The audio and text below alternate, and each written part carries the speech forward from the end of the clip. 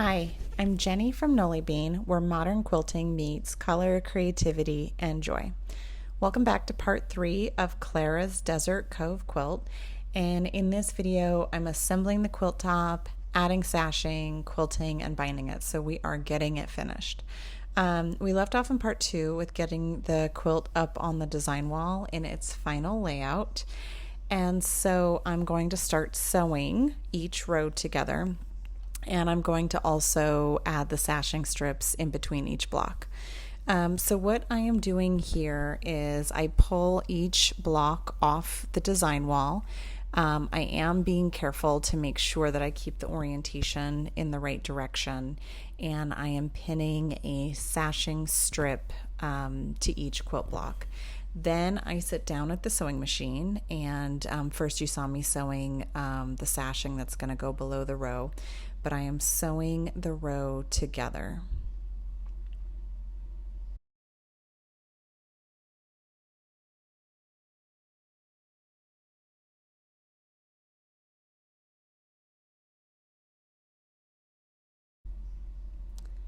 Then I press everything. So I'm starting by pressing the row of sashing with the cornerstones that's going to go underneath this row. Then I press all of those seams, and I am pressing them open. I feel like it reduces bulk at the intersections for this quilt, and that it'll lay flatter once it's quilted. Now I am attaching the sashing to the row I just sewed. So I have been asked a couple times why I speed everything up so much, and this is why. So this is going at real speed, and it is very slow going. So we will go ahead and speed this back up for you.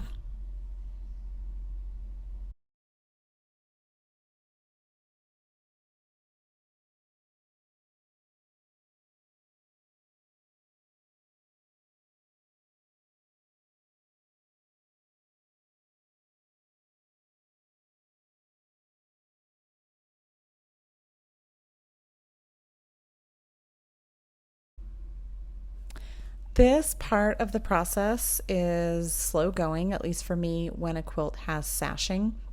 So when a quilt has sashing, it basically doubles, or it might even more than double the amount of seams required when sewing the quilt top together. So I personally have a love-hate relationship with sashing. Some quilts simply need the sashing to help break up busy blocks and designs and just add some negative space. But at this point of the process, I really just want a finished quilt top, and adding sashing just adds so much more extra time sewing. But the good news is that it's always totally worth it. And so I am now sewing together row 2 of this particular quilt, and I'm getting my sashing pieces, and now I'm getting everything prepped to basically sew together the second row.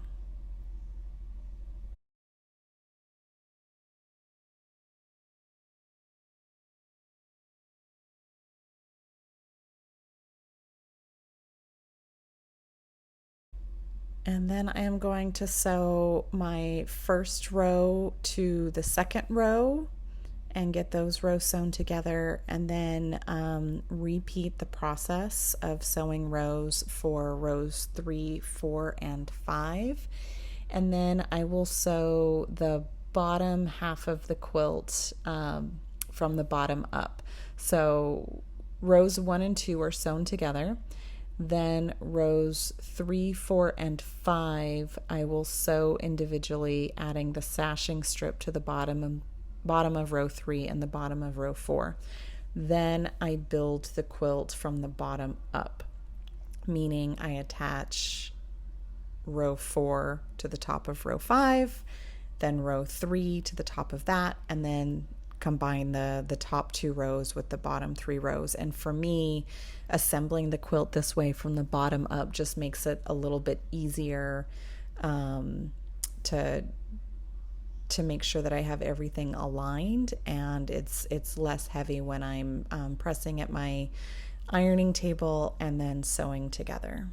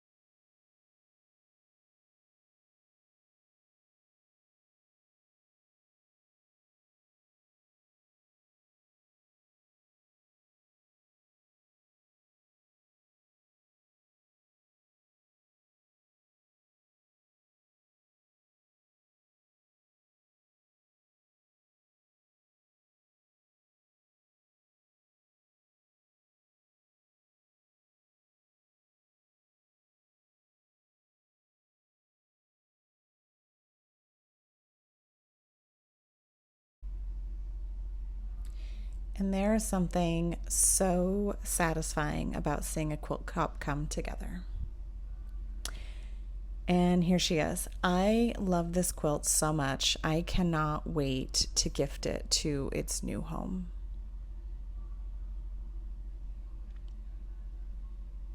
And the next stop is quilting it. My stepmom has a Longarm quilting machine, and we spent the day quilting this one together. We did choose an edge-to-edge orange peel pantograph for this quilt. And so here you can see a little snippet of the machine doing its work.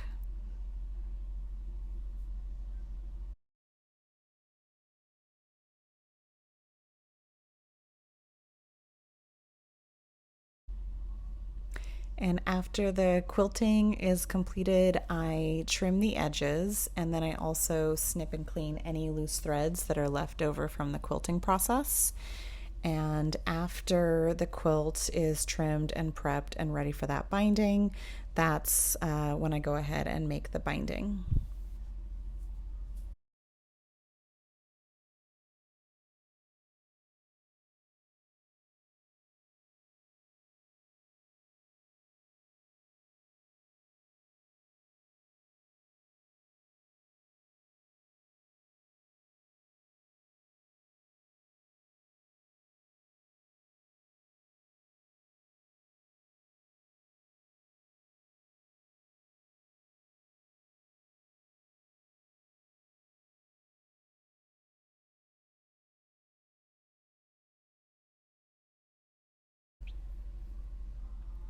And after I make binding, I prefer to roll it up. I find it easier to use when I'm attaching it. So here I am attaching it to the quilt. You can see that I have the top of my machine open, and just out of camera is like a stick to put a spool of thread on, and I just put that binding roll right on that little stick. That way I have it handy, and I just pull as much as I need as I go around attaching the binding. So once I have it attached to the top, then I'm going to flip the machine over. I'm sorry, not flip the machine over, flip the quilt over and sew down the binding.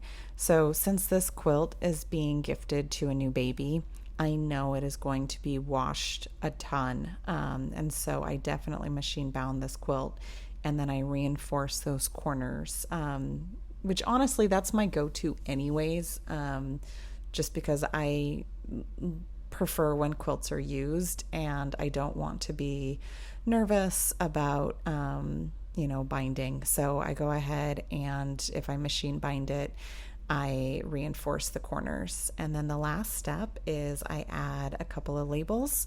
I have a NollieBean label, and then I label my quilt with where it was made and the year. So I have a Made in Arizona 2025 label that I like to add to quilts. And so once it is labeled, it is finished, and it is ready to go to its new home. And I really hope you enjoyed watching this quilt come together. It's definitely one of my favorites that I think I've ever made. And yeah, if you want to make your own, the link to the pattern is below. Thanks for watching.